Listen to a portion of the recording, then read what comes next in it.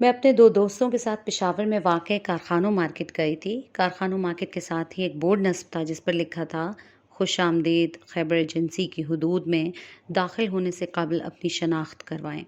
کارخانوں market میں تو میں نے چادر لے رکھی تھی، لیکن دل چاہ رہا تھا کہ خیبر ایجنسی جایا جائے۔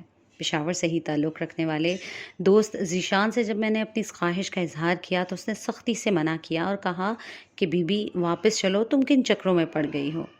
لیکن میں نے اور اسلام آباد ہی کے ایک دوست رضا نے بڑا زور لگایا تو وہ رضامند ہو گیا، لیکن ساتھ ہی اس نے کہا کہ جہاں سے میں کہوں کہ مڑ جاؤ تو مڑ جانا۔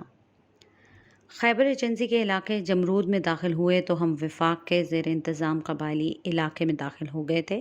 سڑک کے دونوں جانب چھوٹی چھوٹی دکانیں تھیں جن کو دیکھا جائے تو ان کے شیشوں سے صرف چھوٹے ترازو ہی نظر آتے تھے۔ رضا اور میں نے اکٹھے ہی ذیشان سے استفسار کیا کہ آخر ترازو کا ماجرا کیا ہے، تو وہ مسکرا کر بولا کہ ان دکانوں میں چرس بکتی ہے اور وہ کلو کے حساب سے اگر لینی ہے تو بات کرو۔ قبائلی علاقے میں خوش آمدید۔ ابھی تھوڑا ہی آگے گئے تھے کہ ذیشان نے کہا کہ واپس چلو، کیونکہ جس طرح سے میں کھڑکی سے منہ نکال کر دکانوں کو دیکھ رہی ہوں تو اندھا شخص بھی بتا سکتا ہے کہ ہم سیاح ہیں۔ 7 سال بعد 2020 میں ہم وہی تینوں دوست ایک دن باتیں کر رہے تھے کہ اچانک پلان بنا کہ صبح طورخم بارڈر چلا جائے۔ پہلے تو خیبر ایجنسی میں داخل ہوتے ہی واپس مڑ جانے کا کہا گیا تھا۔ اس بار دیکھتے ہیں کہ خیبر ڈسٹرکٹ میں آزادی سے کہاں تک جایا جا سکتا ہے۔ اگلے صبح تینوں پشاور کی جانب ایک بار پھر چل پڑے۔ اس بار کارخانوں نہیں بلکہ اس راستے پر جانا تھا جس راستے سے سکندر اعظم سے لے کر مغل اور افغان فوجیں حملہ آور ہوتی تھیں۔ کسی بھی درہ سے اتنی تاریخ منسلک نہیں ہوگی جتنی کہ درہ خیبر سے ہے۔ درہ خیبر جہاں پر بلند چٹانیں ہیں، گہری گھاٹیاں ہیں اور قلعے ہیں، اس درہ میں کئی جنگیں لڑی گئیں، کئی ہاری گئیں اور کئی جیتی گئیں۔ کارخانوں سے ایک بار پھر آگے بڑھے تو وہی سائن بورڈ نظر آیا، لیکن وہ دکانیں نظر نہیں آئیں جہاں چھوٹے چھوٹے ترازو پڑے ہوئے تھے۔ ان کی جگہ اب باقاعدہ دکانیں بن چکی تھیں جن میں سے زیادہ تر کھانے پینے کی تھیں۔ لیکن ہم اس بار بھی سیاحوں کی طرح ہی ادھر ادھر دیکھ رہے تھے۔ ہاں، فرق صرف اتنا تھا کہ اس بار ہم ہی سیاح نہیں تھے وہاں، بلکہ اور بہت سے تھے۔ تھوڑا ہی آگے چلے تھے کہ ہم تینوں نے ہی 10 روپے کے نوٹ نکال لیے۔ 10 روپے کا نوٹ دیکھا اور پھر مشہور باب خیبر کو اپنے سامنے پایا، لیکن کچھ اتنا متاثر کن نہیں پایا۔ ذہن میں اس کی تصویر کہیں زیادہ بلند اور عالی شان تھی جو کہ دیکھنے میں ایسا نہیں تھا۔ اب باقاعدہ ایک چوڑی سڑک پر ہم نے اپنا سفر طورخم بارڈر کی جانب جاری رکھا۔ جگہ جگہ چیک پوائنٹس تھے جو کہ اب خالی تھے۔ یہ وہی راستہ ہے جہاں سے امریکی اور اس کی اتحادی افواج اپنی رسد افغانستان لے جایا کرتی تھیں، اور اسی لیے اس وقت اس سڑک پر سفر کرنا خطرے سے خالی نہ تھا۔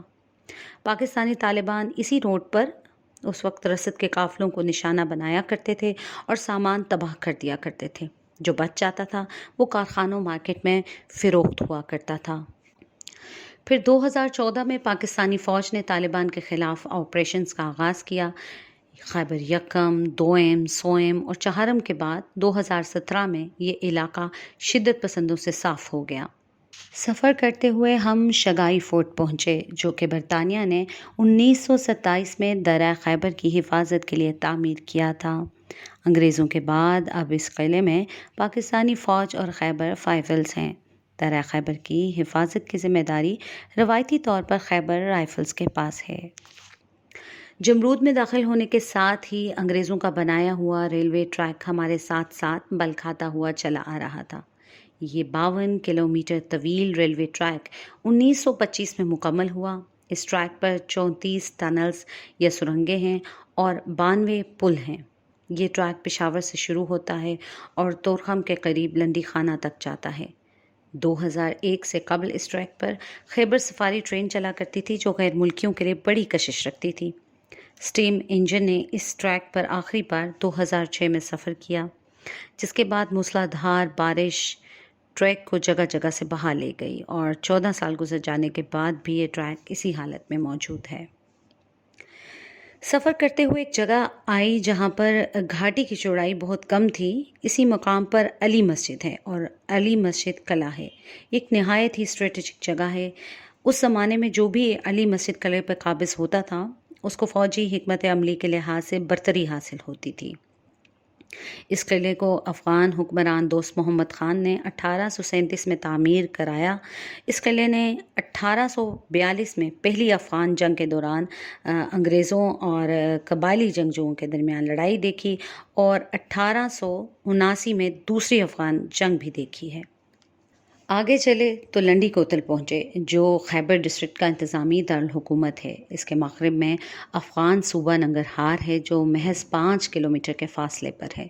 لنڈی کوتل میں دوسری صدی کا بدھ مت کا اسٹوپا ہے، جو کہ جزوی طور پر تباہ ہو چکا ہے۔ یہ اسٹوپا کوشان سلطنت کے دور میں یا اس کے فوری بعد تعمیر ہوا۔ جزوی طور پر تباہ ہونے کے باوجود درہ خیبر میں یہ سب سے زیادہ اچھی حالت میں بدھ مت کی ایک نشانی ہے۔ تورخم کی جانب سفر کرتے وقت ایک جگہ برطانوی ریجیمنٹس کی تختیاں بھی لگی نظر آئیں، جو کہ 1857 میں اس علاقے میں رہی تھیں۔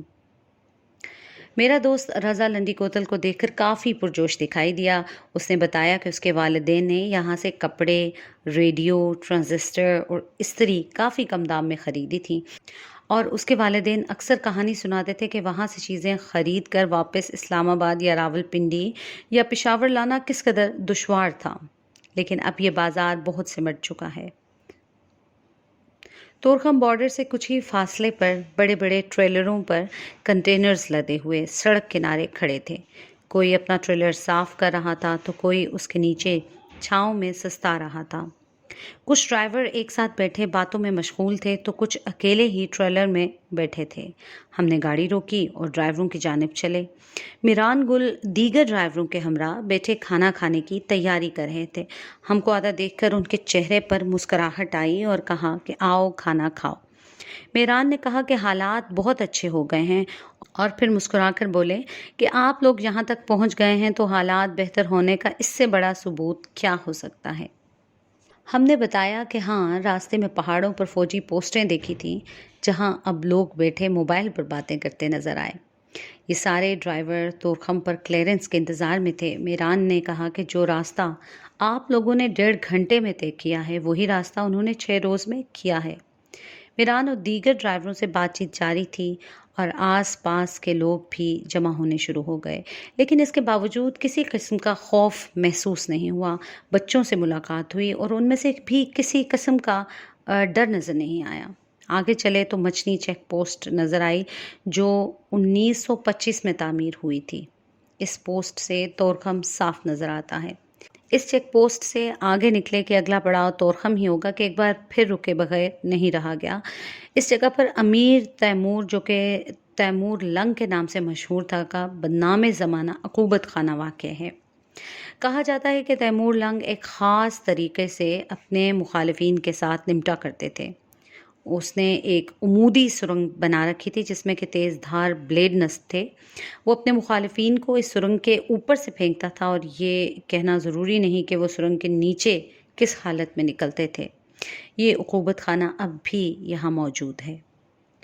تورخم میں چہل پہل بہت زیادہ تھی۔ جگہ جگہ ٹریلر ہیں اور لوگ یا تو سرحد عبور کر کے افغانستان جا رہے ہیں یا افغانستان سے پاکستان آ رہے ہیں۔ یہاں پر تصویر لینا سختی سے منع تھا۔